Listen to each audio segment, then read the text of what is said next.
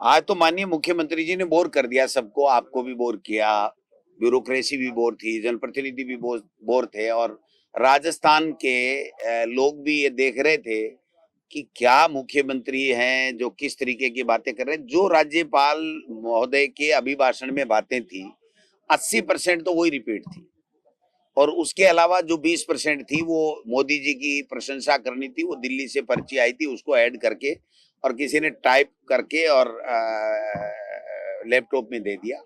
मैं समझता हूं कि राज्यपाल महोदय के अभिभाषण के प्रत्युत्तर में माननीय मुख्यमंत्री जी को स्पष्ट रूप से बताना चाहिए था कि जो अपराध बढ़ रहे हैं वो कम कैसे होंगे, शिक्षा का जो ढांचा है वो जो भरभरा के गिर गया है, बच्चों की जो पढ़ाई बाधित हो रही है, जो बच्चे सार्वजनिक शिक्षा से वंचित हो रहे हैं, उनके लिए हमारे पास में क्या रोड मैप है। हमारे विकास ठप पड़ा है 2 साल से, उसके लिए हमारा क्या रोड मैप है और हम क्या करने जा रहे हैं। मैं समझता हूं कि केवल बातें हुई, बातों के अलावा कुछ भी नहीं हुआ। और पता नहीं सन भी गलत बोल रहे थे, तारीखें भी गलत। अब 1925 की बजाय गंग नहर 2025 के अंदर उद्घाटन की बातें कर रहे हैं।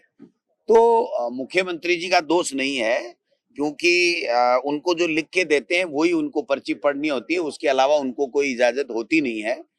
आखिरी में उन्होंने एक ड्रामा किया, 2 ड्रामे किए।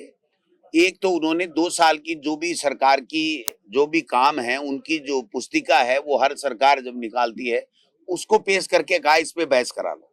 हमारी आपत्ति है कि उस किताब पे बहस नहीं होगी। 2 साल बनाम 5 साल या 2 साल बनाम 2 साल, हमें उसमें कोई दिक्कत नहीं है। ये 2 साल की बात करेंगे, हम भी 2 साल की बात कर लेंगे, हमें कोई जरूरत नहीं है 5 साल की बात करें, उसमें भी हम भारी पड़ेंगे।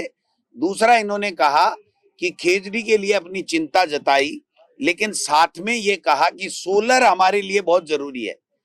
अडानी भाई साहब नाराज हो जाएंगे अगर सोलर बंद हो गया तो सोलर जरूरी है तो आप खेजड़ी को कैसे बचा सकते हो। और अगस्त में अगर साधु संत महात्मा मिले थे तो उनको वहां पर जो है वो आंदोलन करने की और आमरण अनशन करने की नौबत क्यों आई। मतलब इतना मुख्यमंत्री और इतनी बड़ी बात, और अब तक कोई संज्ञान नहीं, और आज की तारीख में भी उन्होंने साफ कहा है कि सोलर हमारे लिए जरूरी है। जब सोलर आपके लिए जरूरी है तो खेजड़ी को आप बचा ही नहीं सकते, और कानून के लिए भी कोई मियाद इन्होंने नहीं बताई है। मेरा ऐसा मानना है कि शेर और बकरी को एक घाट के ऊपर आप रख नहीं सकते। अगर दोनों एक घाट पे होंगे तो शेर तो बकरी को खाएगा। अगर आपको सोलर आपके लिए जरूरी है, आपकी प्राथमिकता में है, तो खेजड़ी को तो आप काटोगे ही। ये जो ड्रामा करने का काम मुख्यमंत्री जी ने किया है वो मैं समझता हूं कि बिल्कुल जनता को भ्रमित करने के लिए किया है। ये सरकार तो भ्रम के आधार पे ही बनी और भ्रम में ही जी रही है। आप बताइए, कोई भी आंकड़ा, जो जितनी बातें बोल रहे थे वो सारी की सारी महामहिम राज्यपाल के अभिभाषण में लिखी हुई थी। जब वो लिखी हुई तो क्यों टाइम वेस्ट किया पूरे प्रदेश के लोगों का, आपका और हमारा। हम तो कह के आए बाद में, वो संसदीय कार्य मंत्री जी ने कहा साहब चलो बुला रहे हैं, तो मैं कहा चलो साहब, मुख्यमंत्री तो हम सबके ही हैं। तो हमने कहा साहब आज तो हमारा जो है ना वो आपने समय खराब कर दिया। ये लिखने वाले को कहो कि घंटे भर का ही लिखे और काम की बात लिखे। ये इस तरीके से लोगों को भ्रमित करते करते तो 2 साल हो गए, आपको ज्यादा भ्रमित करने की आवश्यकता नहीं है। अब ज्यादा जनता भ्रमित नहीं होगी। आप बताइए, कह रहे थे परिसीमन ये हो गया, परिसीमन करने वाले दोनों मूर्तियां तो बैठी थी राज्यपाल दीर्घा में। इनके खुद के सांगानेर का परिसीमन भी उन्होंने किया, इनको खुद को ही पता नहीं कहां हो गया। तो आप समझ सकते हो कि जो ये सारी बातें हुई हैं वो केवल भ्रमित करने वाली, असत्य बातें, झूठी बातें, कपोल कल्पित बातें, और केवल दिल्ली की पर्ची के आधार पे प्रधानमंत्री जी का नाम और उनकी योजनाओं की बात करना तो इनके लिए मैंडेटरी है। जैसे आदमी के लिए पानी, वायु और जरूरी है, वैसे जरूरी है इनके लिए। सर, आपने कई बार कहा है कि यमुना का जल शेखावाटी में आ ही नहीं सकता। मुख्यमंत्री ने जोर देकर इस बात को कहा है कि शेखावाटी को यमुना का जल नहीं। तो जोर तो मुख्यमंत्री है, 3 टाइम खाता है, जोर तो है उसमें, तो कहेगा।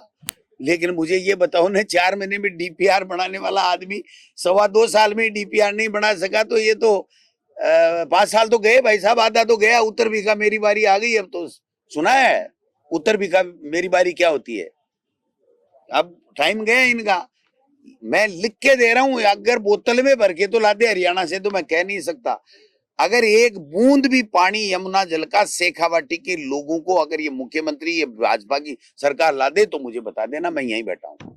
अध्यक्ष जी, क्योंकि एक तरफ तो खिचड़ी कानून की बात कर रहे हैं, हाँ। अभी इन्होंने कहा कि सौर ऊर्जा के अंदर में 27% हम राजस्थान देश में अग्रीम में अरे राजस्थान को क्या मिला? गुजरात के व्यापारी ले गए, दूसरे व्यापारी ले गए, अडानी ले गया, हमारे किसानों की जमीनों को चीर करके बर्बाद कर दिया, और एक आदमी को रोजगार नहीं मिला। रोजाना वहां के जो निवासी हैं जैसलमेर बाड़मेर के, वो रोजाना जो है वो रोते हुए कह रहे हैं कि बचाओ हमको, बचाओ हमको, बचाओ हमको, बचाओ।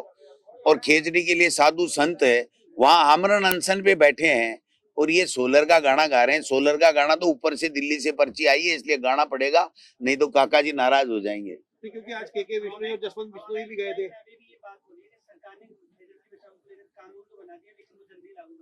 कहाँ बनाया कानून? उनकी जट्टा में है क्या कानून? वो तो कुछ भी बोल देगा यार, आप उनको सीरियस लेते हो क्या? नहीं, अभी कह दिया ना उन्होंने, मुख्यमंत्री जी ने बोला है ना कि भाई जो है वो पत्थर में कीचड़ मत फेंको, तो वही खेल है वो। तो कुछ नहीं, उनकी बातें मत किया करो। ये सही बात है कि खेजड़ी जो हमारा राज्य का पशु कल्प वृक्ष है, उसको बचाने के लिए कानून की कहाँ जरूरत है? लाए तो अच्छी बात है ना, ले आना चाहिए था अब तक तो लाए नहीं। अगस्त में साधु महात्मा मिले थे, और खेजड़ी को बचाने के लिए अब तक कानून लाए नहीं। आगे की कोई डेट, कोई बात, कोई और है नहीं। तो मैं समझता हूँ कि ये सब भ्रमित करने वाली बातें हैं, जो बीजेपी की पॉलिसी है हमेशा से।